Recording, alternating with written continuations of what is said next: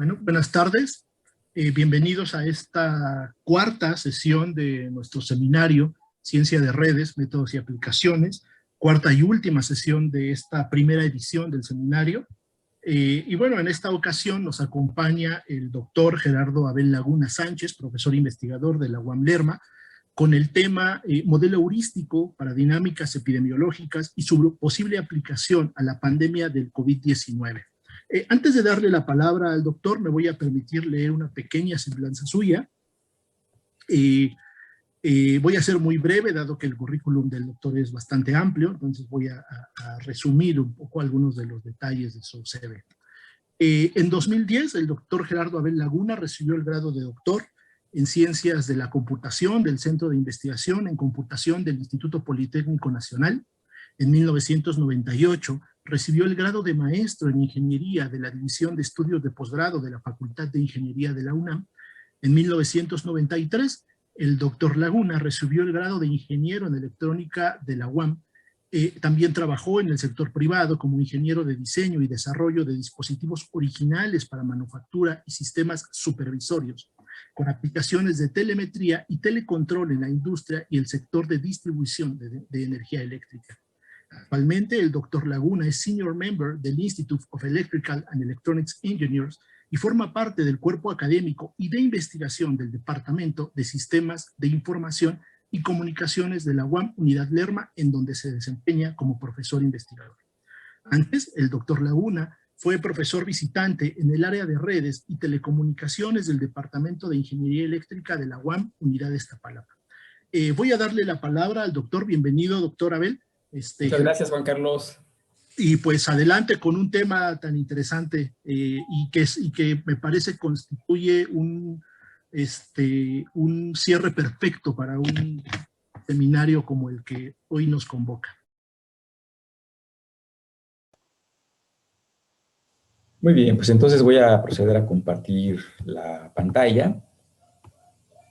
Entonces, vamos a empezar. Bueno, entonces voy a platicarles el día de hoy acerca de la segunda versión de mi modelo heurístico para precisamente pues tratar de estudiar, de alguna manera llegar a conclusiones respecto a las características de lo que es la propagación de una epidemia, en este caso el COVID-19. Entonces, hace un año pues yo realicé una presentación sobre la primera versión de este modelo en un webinar de la IEEE, precisamente alrededor de julio.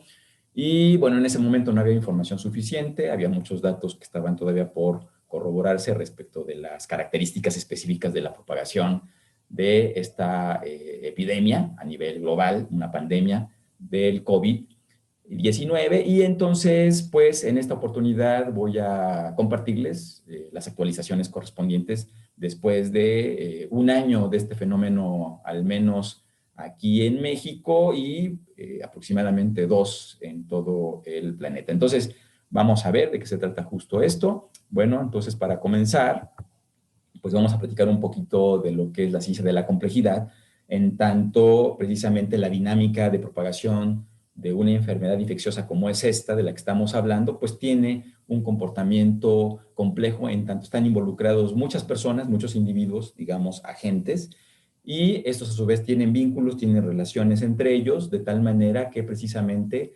cae este fenómeno, esta dinámica, dentro de una ciencia que permite modelarla en términos de redes y de reglas simples, como vamos a ver más adelante. Por eso tenemos que platicar un poquito acerca de lo que es la ciencia de la complejidad. Bueno, ¿qué es complejo? Complejo viene de las raíces plexus, que tiene que ver con tejer, enredar, torcer, y con, que habla de un conjunto de una totalidad. Entonces, complexus implica de alguna manera algo que está todo tejido junto, todo enredado junto, y por ahí podemos pensar en una madeja de estambre que de alguna manera está enredada, tiene nudos, tiene enlaces entre los nudos, y todo esto nos lleva entonces al concepto de lo que es complejo. Entonces, hay complejidad cuando tenemos elementos que están interrelacionados, son inseparables, y existe una red de dependencias, interdependencias, retroacciones, interacciones entre todas las partes y el todo, ¿de acuerdo? Entonces, no confundir algo que es complejo con algo que es complicado, ¿sí? Lo que es complicado tiene que ver con un nivel de dificultad, mientras que lo que es complejo tiene que ver con muchos elementos que están interrelacionados entre sí. Entonces ahí tenemos esta primera característica. Bien, decíamos que entonces la propagación de una enfermedad infecciosa es un fenómeno complejo, en tanto tiene muchos elementos que están relacionados, muchos individuos que interactúan entre ellos, es decir, personas, y al ver vínculos entre ellos, pues ahí se puede dar precisamente este fenómeno del contagio cuando entran en relación cercana concretamente en este tipo de relaciones infecciosas. En tanto hay un contacto, pudiera haber entonces un contagio, una infección, y ahí se va propagando este fenómeno. Entonces, podemos darle el trato precisamente desde el enfoque de la ciencia de la complejidad, y bueno, hay muchos centros de estudio precisamente estudiando este fenómeno, cada quien desde su perspectiva. Yo aquí lo voy a ver desde el punto de vista de la ciencia de la complejidad y del modelado con agentes. Bueno, entonces, la ciencia de la complejidad, ¿cómo es que aborda en principio estos fenómenos que son complejos? Bueno, para empezar hay que abstraer el problema, hay que reducirlo de tal manera que podamos enfocarnos en los elementos más relevantes, más importantes, y justamente cómo es que podemos modelar lo complejo y cómo es que podemos hacer una abstracción son preguntas que atañen a la ciencia de la complejidad. En particular, dentro de la ciencia de la complejidad hablamos de los sistemas complejos, y estos sistemas complejos pueden ser vistos, y esta es la parte interesante, y justo hay aquí la relación con este seminario, dado que se puede ver como una red, un fenómeno que es complejo, puede verse como una red porque los elementos de este fenómeno complejo los podemos ver como los nodos, mientras que las interacciones, las relaciones que hay entre ellos, los podemos ver como arcos. Entonces, es una red de alguna manera, ¿no? Donde estos nodos además siguen ciertas reglas simples que generalmente nos llevan a la emergencia de un fenómeno que denominamos como emergente. ¿Qué fenómenos son emergentes? Pues hablamos de la adaptación, de la evolución, incluso de la inteligencia, ¿no? En términos de las aproximaciones que podemos lograr con estos modelos. Entonces ahí tenemos la justificación de por qué la dinámica de propagación de una enfermedad infecciosa puede ser precisamente tratada muy bien con este enfoque de redes y de los sistemas complejos. Vamos a ver de qué manera. Para empezar, la abstracción implica reconocer cuáles son los elementos más importantes, más significativos en el desarrollo de este fenómeno complejo. Por lo tanto, en el ámbito de la ciencia de la complejidad, vamos a decir que en esta red que tiene elementos y que tiene arcos, que tiene vínculos, que tiene interrelaciones, justo estos elementos son elementos simples, ¿sí? En sí mismos son componentes de mucha simplicidad. La comunicación que existe entre ellos se dice que es limitada, ¿sí? Un poquito solamente de intercambio de información entre ellos sin mayor pretensión. Hay una clara identificación de que no existe un control central, ¿sí? No hay nadie que lleve el mando, no hay un elemento que sea el elemento líder, todos los elementos actúan de manera más o menos libre, pero siguiendo estas reglas simples y sin necesidad de un control central, logran un cierto objetivo. Además, ¿verdad? Decíamos que estos elementos, siendo simples, pues también no pueden elegir, decidir o realizar operaciones que son complejas, más bien son operaciones simples, y entonces aquí tenemos estos dos elementos que nos llevan a la abstracción del sistema complejo con base en estos elementos y sus relaciones. Una persona que es un referente en todo esto de la ciencia de la complejidad es Warren Weaver, y lo traigo a colación porque él dijo alrededor de mediados del siglo pasado, del siglo XX, que la ciencia de la complejidad iba a estar fuertemente soportada por la ciencia de la computación, y hoy podemos corroborar que esto es específicamente cierto. Se ha cumplido esta visión de Warren Weaver, y efectivamente las computadoras hoy por hoy son un elemento fundamental en el estudio de estos sistemas complejos. Aquí vamos a precisamente hacer uso de ellas, y bueno, es muy bien, digamos, es adecuada esta cita de Warren Weaver en este sentido. Bueno, ¿cuáles son las aproximaciones para los sistemas complejos? Para empezar, puede realizarse trabajo teórico, ¿sí? Trabajo de gabinete, puede realizarse trabajo experimental en campo, y por supuesto, lo que vamos a mostrar aquí, simulación por computadora. Entonces, son las tres formas que se complementan, ninguna es mejor que otra, simplemente son formas de abordar el problema de la complejidad y entre ellas se van complementando. Aquí, como decía, pues vamos a abordar el problema de la dinámica de propagación de una enfermedad infecciosa a través de la modelación por computadora. Decíamos que Warren Weaver había previsto que las computadoras iban a ser una herramienta fundamental, y bueno, esto se debe a que los fenómenos emergentes que estudia la ciencia de la complejidad pues tienen que ver con cierto procesamiento de información, con el estudio de dinámica de los patrones de estos sistemas complejos, incluso con evolución y aprendizaje. Todas estas facetas de lo que implica un comportamiento emergente son perfectamente estudiadas por las ciencias de la computación. Entonces, hay una tradición, hay una experiencia de varios años en abordar estos temas desde el punto de vista de la ciencia de la computación, y por eso es que es muy conveniente realizar estas modelaciones con computadoras y abordar estos problemas a través de la ciencia de la computación. Bueno, entonces, los modelos. Modelos, ¿por qué y para qué? En primer lugar, pues un modelo nos permite demostrar la factibilidad de un mecanismo que se nos ocurre para poder explicar un fenómeno, ¿no? Es una primera razón para poder usar un modelo. Una segunda es que nos permite explorar este mecanismo, ¿verdad? Y otros mecanismos que pudieran explicar un comportamiento. Nos permite realizar comparaciones de las diferentes topologías, parámetros dentro de estos modelos y su efecto en el fenómeno que estamos estudiando. Entonces, justo estas son las razones que nos motivan para, en general, realizar un modelo, y vamos a ver que aplica muy bien para el modelito que les estoy platicando. Bueno, ahí está una introducción ya de lo que fue la ciencia de la complejidad. Ahora vamos a platicar un poquito del modelo original que se propuso hace un año para esta dinámica de propagación de una enfermedad infecciosa. Bueno, todo surgió cuando estaba yo viendo un video de 1 minuto de física, así se llama este canal que tiene Henry Range. Es un youtuber, es un físico que hace pues videos cortos muy bien realizados para explicar algunas circunstancias que tienen que ver con la física, y particularmente él en el video que aquí pues está mostrándose, el enlace, pues nos presentaba una forma de identificar qué países tenían mejor desempeño en la contención del fenómeno de la propagación del coronavirus, y a su vez, pues claramente él pudo reconocer que esta forma de representar la dinámica de la propagación del virus, pues pudiera de alguna manera identificar a los países con más éxito, ¿no? Aquí en particular China, ¿no? Corea del Sur, países que rápidamente cayeron en cuanto a la representación que estamos mostrando aquí, que no es otra más que nuevos casos sobre casos confirmados, ¿sí? Esa es la representación. Entonces, básicamente lo que estamos viendo son los nuevos casos y cómo los nuevos casos disminuyen en ciertos países que tienen ciertas estrategias. Entonces, esto él a su vez lo tomó como una idea de este señor que se llama Atish Bhatia, y que él, bueno, en ese momento estaba estudiando un doctorado y propuso precisamente esta graficación para poder ir evaluando el desempeño de los países. Entonces, con base en esta información disponible en YouTube, ahí están los enlaces, es que a mí se me ocurrió, pues voy a verificar, voy a probar que esta idea de representación de la dinámica puede ser adecuada. Entonces dije, pues de una vez hago un modelito para representar todo este fenómeno de la propagación de una enfermedad infecciosa. Entonces, para eso usé una herramienta que es disponible, está al alcance de todo el mundo,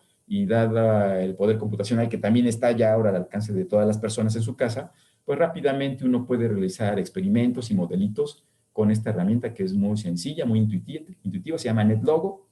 Y bueno, aquí está el enlace para que ustedes pudieran descargar y hacer sus modelos, probar el modelo que yo les estoy presentando. En fin, es muy adecuada para aprender todos los conceptos que estamos platicando sobre la ciencia de la complejidad y la modelación sustentada, soportada por agentes, ¿no? Bueno, entonces, ¿cuáles son los parámetros generales, los parámetros globales del modelito que en su momento propuse?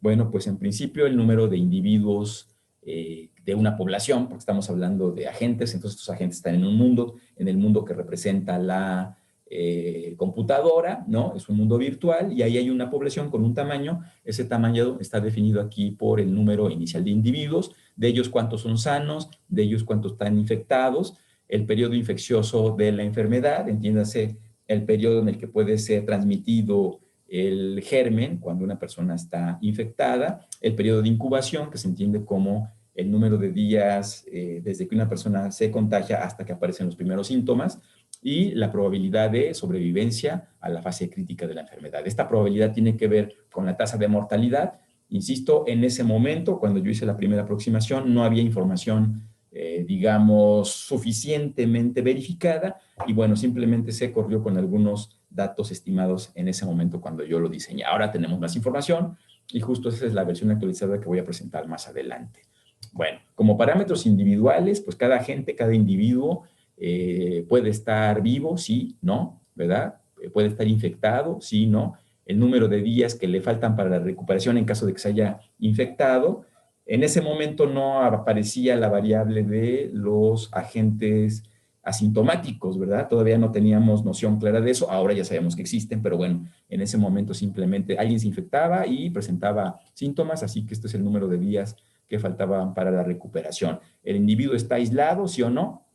Esto respondía a la estrategia que en ese momento estaba llamando la atención en el caso de China, que era detectar a las personas con síntomas y automáticamente enviarlos al confinamiento a fin de que no incidieran en la propagación de la enfermedad. Finalmente, se asumía que había una cierta inmunidad después de la enfermedad. Ahí no había claridad sobre esto. Ahora ya tenemos cierta información sobre cuánto dura este periodo de inmunidad.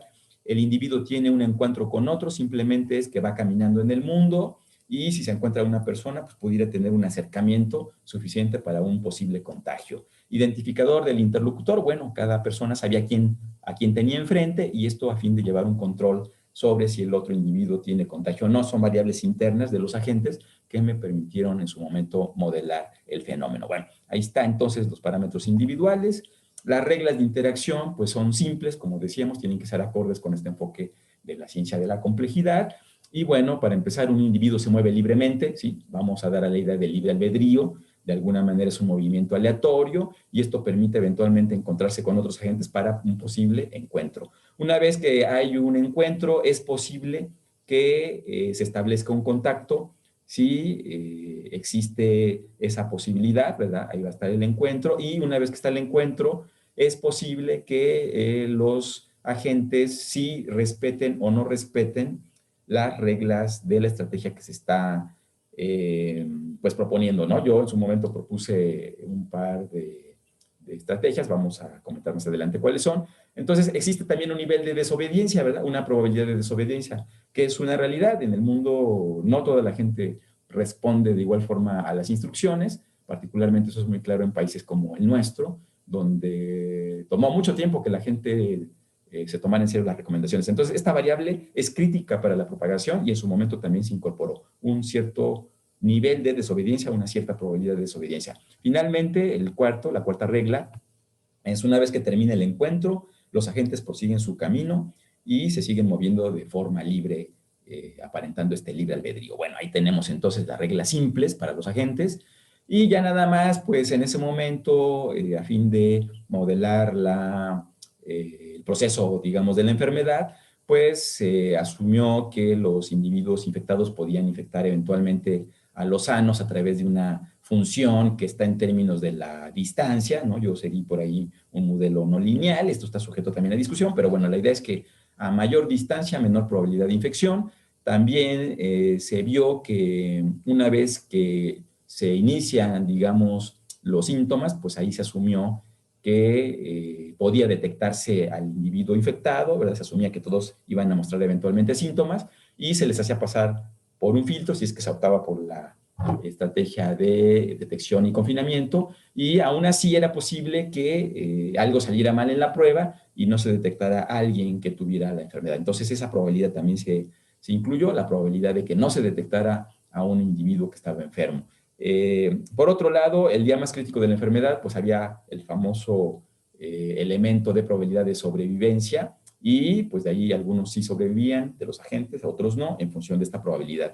Finalmente, si el individuo infectado lograba recuperarse, pues se asumía que adquiría una inmunidad, ¿no? Hoy sabemos que ese tema de la inmunidad tiene unos ciertos elementos que hay que considerar, y ahora en este modelo, en la segunda versión ya lo considero, pero en ese momento se asumía que la inmunidad era completa a partir de que se recuperaba el individuo. Bueno, ya en el modelito, aquí tenemos una vista del mundo de los agentes son estos triangulitos, dependiendo del color, teníamos que verde pues es un individuo sano, rojo un individuo infectado, el que es color cian o azul claro, pues un individuo que ha sido detectado y confinado, lo cual lo inmovilizaba automáticamente y no permitía tener contactos con otros elementos. El color amarillo, individuos que han recuperado, sobrevivieron y tienen inmunidad, y café, individuos que no superaron la fase crítica, ¿sí? Fallecieron. Entonces, ahí está la representación, ahí está el mundo. Entonces, el modelito, pues, implicaba en ese tiempo solamente 2 estrategias, de tal manera que yo tenía 4 combinaciones.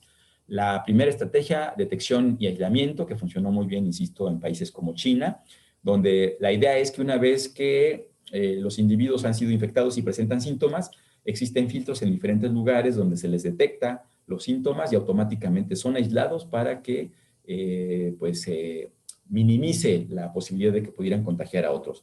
Y la otra, pues, es la que se conoce aquí en México como sana distancia, ¿no? O distancia social, que es evitar los encuentros cercanos y mantener una distancia. Entonces, ahí yo probé esas 4 combinaciones, ¿no? Cuando no se respeta o no se incluye, mejor dicho, ninguna de las estrategias, ¿sí? Donde se incluyen las 2, ¿sí? Es el escenario número 4, y los escenarios 2 y 3, donde una y otra, pero no ambas, ¿de acuerdo? Entonces, se realizaron corridas con el modelito que les estoy platicando, y bueno, pues ese código incluso está disponible aquí en un repositorio de GitHub. Ustedes pueden ir, acceder al descargar el código y hacer sus pruebas, pero aquí lo interesante es que se obtuvieron resultados que fueron publicados en esta revista de divulgación. También está disponible, aquí pueden acceder al contenido con más detalles.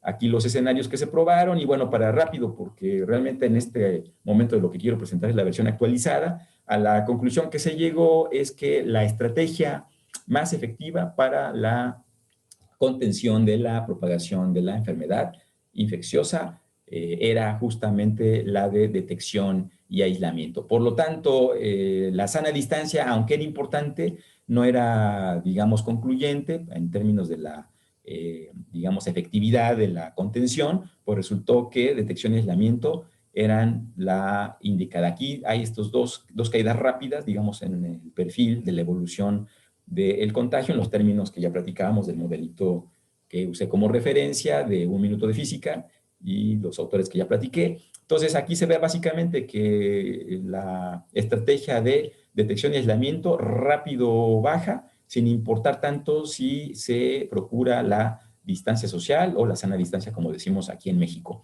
Y bueno, pues si solamente tomamos la sana distancia, ¿verdad? Pues vemos que esto se va ya muy lejos. Entonces, esos fueron los resultados que se encontraron, insisto, hace un año. En su momento no se incluyó la estrategia del cubrebocas. Ahorita vamos a ver en el nuevo modelo que ya se incluye. En fin, hay varias mejoras en términos de este año que ha pasado respecto de que se inició este modelito. Bueno, entonces la tercera parte de mi plática justo tiene que ver con la versión actualizada de este modelo de referencia. Entonces, ¿cuáles son los ajustes que se hicieron al modelo de referencia?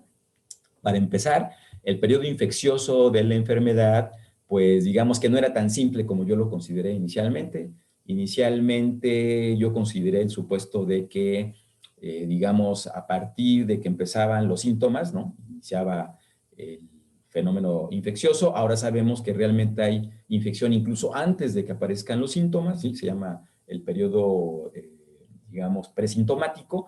Y incluso ahora aparece también la variable de los agentes que son asintomáticos y que sin embargo pueden propagar la infección. Entonces eso se incluye ya en el modelo actual. El periodo de incubación, había dudas de cuál era justo el periodo de incubación. Ahora hay suficiente información para tener un dato más preciso, también se ajusta ese dato. La probabilidad de sobrevivencia, bueno, en ese momento no había tantísima información, ahora hay muchísima información que nos lleva a estadísticas, incluso por país, hay una estadística, ¿no?, para cada país, y por supuesto una estadística global. Entonces eso también nos permite incorporar el dato al modelo y hacerlo más preciso. La duración de la inmunidad, en su momento yo consideré que una vez que un individuo sobrevivía quedaba inmune. Ahora sabemos que esto no necesariamente ocurre así. Vamos a ver más adelante esta información. Bueno, entonces respecto al periodo infeccioso de la enfermedad, ¿verdad? Podemos resumir que la transmisión de la infección ocurrirá fundamentalmente en los casos leves, es decir, cuando la enfermedad no se vuelve grave, en la primera semana de la presentación de los síntomas, desde 2 a 3 días antes, fíjense, 2 a 3 días antes de que aparezcan los síntomas, incluso 7, 8 días después. En los casos más graves, incluso este periodo infeccioso dura muchísimo más tiempo, ¿no? Incluso hasta un mes. Pero bueno, entonces ahí tenemos la parte importante de que el periodo infeccioso empieza antes de los síntomas. Digamos, esa es la parte interesante que se ha incluido en el modelo, que el periodo infeccioso inicia antes de que surjan los síntomas.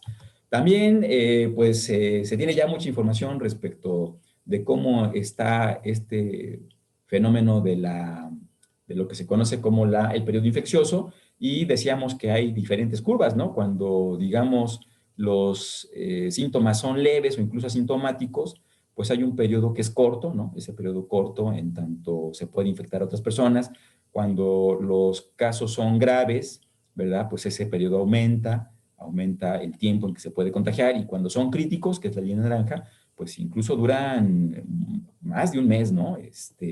En esa posibilidad de contagiar a otros. Entonces, ahí están todos estos datos que pueden ustedes también consultar aquí en la fuente que estoy refiriendo, y para dar idea de todas las variantes que pudiera tener esta propagación, ¿sí? Entonces, se pueden incluir en el modelo. Yo realmente no estoy incluyendo todas estas, yo incluyo, digamos, el promedio, ¿no? El promedio que tiene que ver más bien con esta línea verde, y ese que se está incorporando en el modelo, pero hay más variantes. Bueno, en cuanto al periodo de incubación, se confirmó que es de aproximadamente 5 días, ¿sí? A partir del contagio. Y aquí una parte importante que hay que resaltar es justo respecto a estos elementos asintomáticos. Digamos, aquí la parte interesante es que existen diferentes estudios, no se ponen de acuerdo. Algunos hablan desde el 4% de la población hasta el 32%, pero aquí lo importante es que todo indica que la proporción asintomática es realmente pequeña, ¿no? Entonces yo también voy a asumir un supuesto en la nueva versión de mi modelo, y yo asumo que es del 4%. Pero bueno, todo esto está todavía sujeto a estudio, está investigándose, y bueno, ahí están las fuentes donde tomo los datos. Respecto a la probabilidad de sobrevivir, a la fase crítica, tiene que ver con la tasa de mortalidad de este fenómeno de epidemia por COVID-19, y bueno, decíamos que las estadísticas dependen de cada país. Aquí yo estoy tomando los datos de la ONU, que están aquí en esta fuente que estoy comentando, están actualizados a la fecha de la presentación de este seminario, el 11 de junio del 2021. A este momento, pues teníamos que casos globales confirmados, ¿verdad? A nivel mundial, pues estábamos hablando de 174 millones, ¿no? Y muertes respecto de ese total, pues 3 millones 700. Como vemos, la probabilidad es realmente pequeña en términos ya digamos, concretos. Estamos hablando de una tasa de mortalidad mundial de 2%, pero noten cómo en México a la fecha, pues estábamos hablando de un total de 2 millones aproximadamente, ¿no? 445,000 casos confirmados, de los cuales las defunciones están alrededor de 229,000, lo cual nos lleva en México a una tasa de mortalidad de 2.5, 9.3, que es justo el dato que voy a incorporar en el modelo. Entonces, nótese que cada país tiene estadísticas diferentes, y bueno, esa es una noticia que hay que ponerle atención, porque hay que incorporar la variable correspondiente y ajustarla de acuerdo a el entorno que se quiere modelar. Bueno, respecto a la inmunidad, ¿no? Decía yo que asumí que los agentes contagiados y recuperados adquirían inmunidad en la primera versión. Es claro ahora que eso no es necesariamente así. Incluso no hay claridad ahora entre los estudiosos entre el SARS-CoV versión 1 y el SARS-CoV-2, pero lo que queda claro en particular respecto del COVID-2 es que una vez que se supera la enfermedad, no necesariamente va uno a adquirir inmunidad permanente, sino que esta puede mantenerse durante unos meses, hasta incluso un año, pero conforme aumente el tiempo, aparentemente las personas pueden volverse vulnerables otra vez al contagio. Entonces, para propósitos prácticos en mi modelo, dado que un año pues se considera ya, digamos, un escenario suficientemente largo respecto de la dinámica de la epidemia, vamos a considerarla para propósitos prácticos que sí se adquiere inmunidad, pero hay que tener aquí presente que realmente esta inmunidad va disminuyendo conforme pasa el año. En un año, en 2 años, otra vez es posible que se vuelva uno vulnerable a esto. Bueno, entonces aquí están los parámetros del modelo actualizado, los parámetros globales, pues básicamente los que están, digamos, sin cambios, pues es el número inicial de individuos sanos, el número inicial de individuos infectados. Aquí hay un cambio, ¿no? El inicio del periodo infeccioso de la enfermedad, ya decía yo que no es, digamos, desde que se identifican los síntomas, ni tampoco es desde el inicio del contagio, sino solo un par de días antes de que se digamos, de que se cumple el periodo de incubación, ¿sí? También hay una actualización aquí en el periodo desde el contagio hasta la recuperación, ¿sí? Dado que ya vimos que esto es diferente del periodo infeccioso, también hay una distinción. El periodo de incubación, pues simplemente se ajusta con base al dato que ya se tiene muy confirmado. La probabilidad de sobrevivencia tiene que ver con la tasa de mortalidad en cada lugar. Y esto es muy importante, se incluye en este modelo, en la versión actualizada, la proporción de individuos asintomáticos, ¿sí? Que ya dije que voy a tomarla con 4% como un número conservador, ¿no? Para ver cuál es el efecto. Y bueno, simplemente ya queda incorporado. Los parámetros individuales en el modelo nuevo, pues los que no tienen cambio, es básicamente el individuo está vivo o no, el individuo está infectado o no, el número de días que faltan para la recuperación. Aquí se ajustó respecto de la actualización que ya comenté hace un momento. El individuo está aislado, tiene que ver con la estrategia de detección y aislamiento, sí o no. El individuo está inmunizado, ya dije que para propósitos prácticos voy a asumir que sí queda inmunizado, dado que un año y medio, pues es un tiempo considerable en términos de la modelación del fenómeno de la dinámica de propagación. Un individuo tiene encuentro con otro, sí o no, si es que hay que establecer contacto, eso sigue igual. Identificador del interlocutor, sigue igual, hay que saber con quién estoy tratando en términos del modelo para saber si el interlocutor está contaminado o no, etcétera, ¿no? Y estos son los que se agregan. El individuo es asintomático, sí o no, ¿sí? Eso depende de esa probabilidad que de manera aleatoria tiende a que más o menos 4% de la población pudiera ser asintomático, y luego el individuo usa cubrebocas o no. Esta es la nueva incorporación, la nueva estrategia, ¿no? El uso de cubrebocas. Entonces esa es esencialmente una variable importante que se incorpora en la nueva versión del modelo. Bueno, entonces aquí ya los datos duros, digamos, ¿no? Del modelito en su versión actualizada. El periodo infeccioso del día 2 después del contagio hasta el día 13, digamos, eso es lo que yo estoy considerando en términos de lo que ya expliqué y de las fuentes consultadas. Periodo de incubación, es decir, el número de días que tarda en manifestar los síntomas en los que sí son sintomáticos, a fin de que en los filtros se pudiera detectar algo, digamos, esa es la importancia, 5 días. La tasa de mortalidad en México, 9.25 tomé, ¿sí? Pero ya vimos que está entre 9.25, 9.3, ahí se va moviendo, ¿no? Pero para este ejercicio de demostración, 9.25 la tasa de mortalidad en México. Periodo de inmunidad es entre un año y va disminuyendo. Para propósitos prácticos, pues lo vamos a considerar constante, ¿verdad? Que quedan inmunizados una vez que se recuperan los que sobreviven. Y finalmente, proporción de infectados asintomáticos, 4%, ya expliqué, es una cifra conservadora, tiende a esta, digamos, esta observación de que en general son pocos los asintomáticos, ¿no? Bien, con eso, pues ya nada más hay que actualizar el código de colores en el mundo de la simulación de los agentes, y lo único que es nuevo es que hay ahora agentes blancos, que son los individuos que están infectados pero que son asintomáticos, ¿no? Digamos, esa es la nueva nota en el modelo actualizado. Bueno, entonces, ¿qué es lo más relevante en la actualización de este modelo? Es la necesaria incorporación de la estrategia del cubrebocas. En su momento, hace un año yo no tenía claridad en la importancia de esta estrategia, no se incorporó, pero ahora me queda muy claro que es importante, y bueno, pues es justo, se incorpora en el modelo estas 4 combinaciones. Aquí tengo un cartel de la Fundación Slim, donde nos muestra que dependiendo de si los agentes que están en contacto usan o no cubreboca, hay 4 combinaciones, pues hay una cierta probabilidad de contagio, ¿de acuerdo? Entonces, justamente estas combinaciones son las que yo uso, tal y como están con estos porcentajes en el modelito, y básicamente me dice que si ninguno de los dos usa cubrebocas, pues la probabilidad de contagio es 90%. Evidentemente, esta es una ponderación sobre mi modelo de contagio que yo ya tenía en términos de la distancia. Simplemente voy a ponderar ahora por 90% si ninguno de los dos usa cubrebocas. Del 70% si el individuo sano tiene cubrebocas y el otro no. Del 5% si el infectado tiene cubrebocas y el sano no. Y de 1.5% si ambos, el infectado y el sano, usan cubrebocas.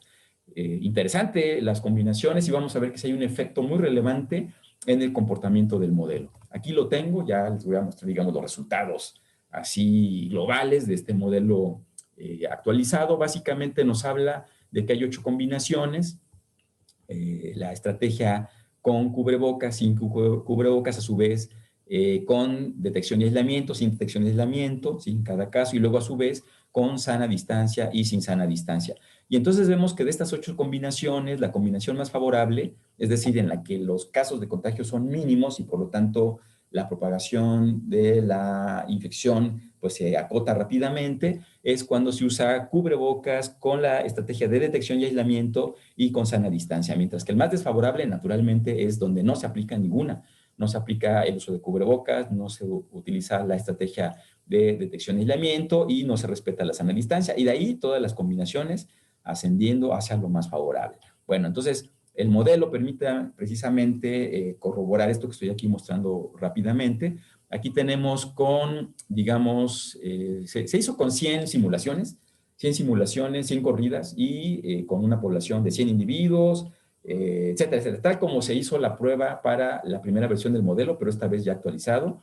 Entonces, con eso, pues podemos obtener aquí las distribuciones de frecuencia en cada caso. Aquí el escenario 1, el escenario 8, vemos como el escenario 8 es el que tiene mayor cantidad de casos confirmados, mientras que el menor es el del escenario 1, el más favorable, pero atención, aquí es con probabilidad de desobediencia de 50%.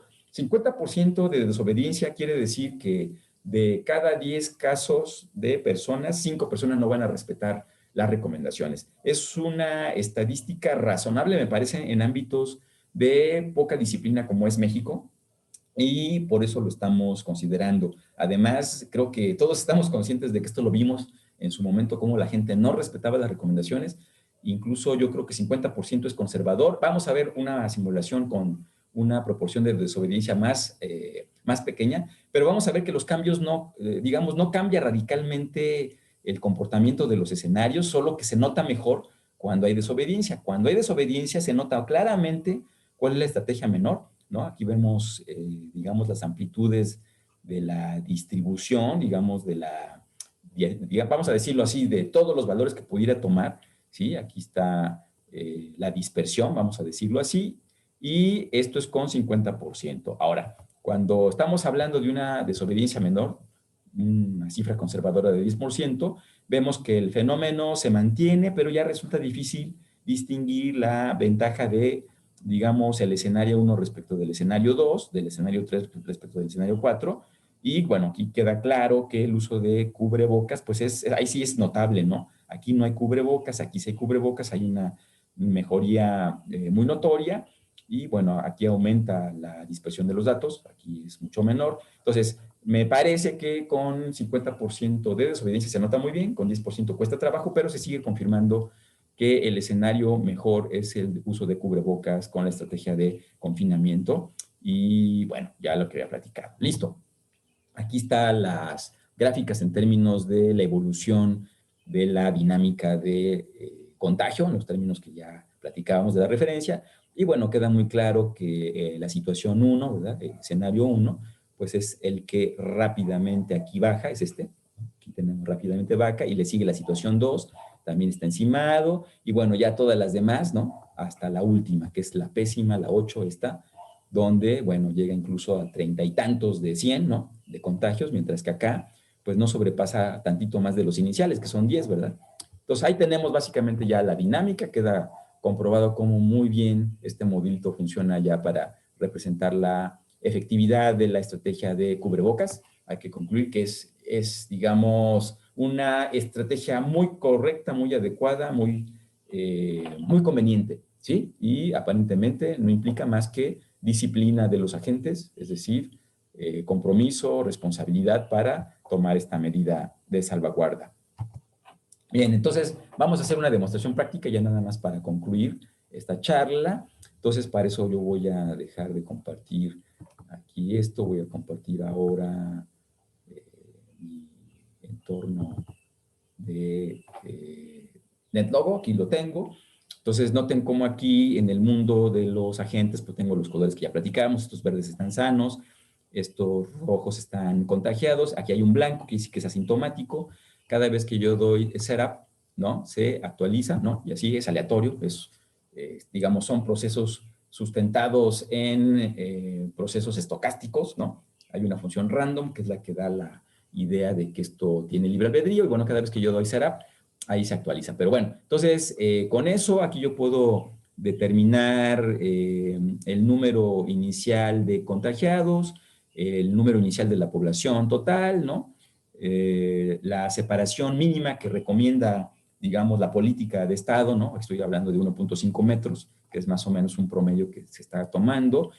Aquí está la famosa probabilidad de desobediencia de los agentes, la tengo en 0.5, y esta es la probabilidad de que la prueba, en caso de que se asuma y se adopte la estrategia de detección y aislamiento, la probabilidad de que la prueba falle. Es decir, que al momento de ponerle la pistolita a la persona, no se detecta la temperatura, etcétera. A eso me refiero, ¿no? Entonces, aquí están en 50, es digamos, un escenario difícil, ¿no? Tanto para obediencia como para detección, pero bueno, me parece adecuado para la simulación en los términos que ya platiqué. Aquí las estrategias, ahora ya no son 2, son 3, por lo tanto, las combinaciones son 8. Aquí tengo completamente apagadas las estrategias, ¿no?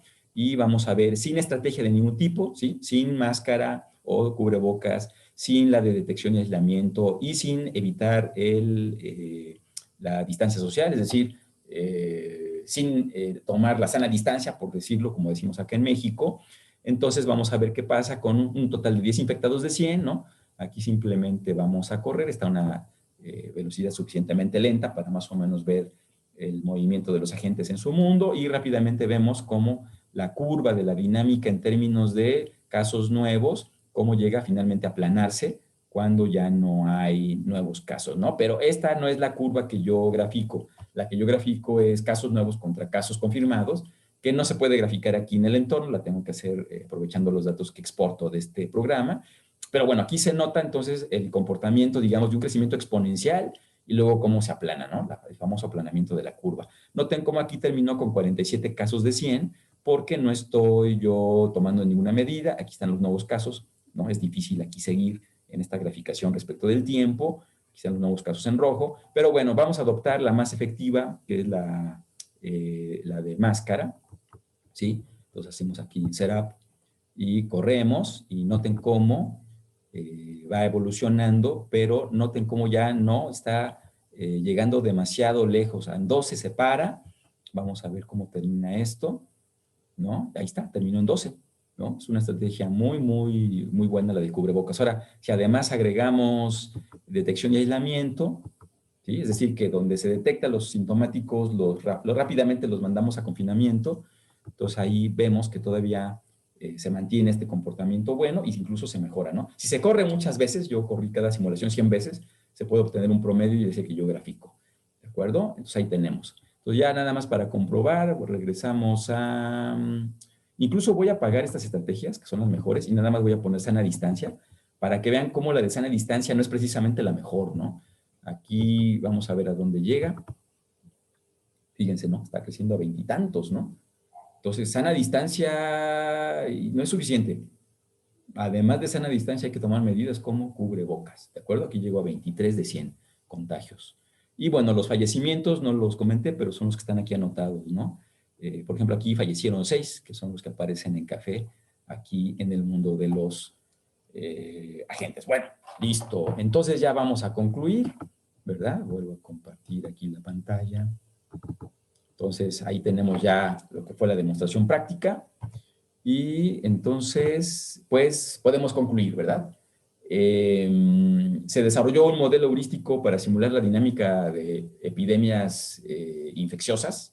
En particular, en esta ocasión he presentado la actualización en relación a la pandemia de COVID-19 usando los datos disponibles. Empleamos para ello el entorno de programación de NetLogo, que es muy simple, es muy intuitivo, cualquier persona lo puede abordar y puede rápidamente empezar a hacer sus modelitos. Aquí lo importante es que obtuvimos un modelo que, digamos, expresa muy bien la emergencia de este comportamiento de propagación de la enfermedad, en este caso infecciosa coronavirus, y vemos que sí corresponde con el fenómeno de crecimiento exponencial y luego el aplanamiento, y asimismo con el comportamiento de las referencias que yo tomé para ver la eficacia de las estrategias que se emplean para la contención. Entonces sí considero que este modelito puede dar nociones de cómo funciona la dinámica de propagación, nos permite también evaluar el impacto de las diferentes variables, ¿no? Yo platiqué algunas, pero puede haber más. Se puede incluso digamos, mejorar este modelito, se puede ajustar más en términos de las diferentes posibilidades que puede haber. Yo nada más consideré el promedio, pero ya vimos que hay enfermos que son críticos, enfermos que son graves, enfermos que son moderados, incluso asintomáticos. En fin, el modelo se presta para que se pueda ajustar a las diferentes necesidades. Y bueno, pues básicamente con esto yo concluyo. Les agradezco mucho su tiempo, su atención.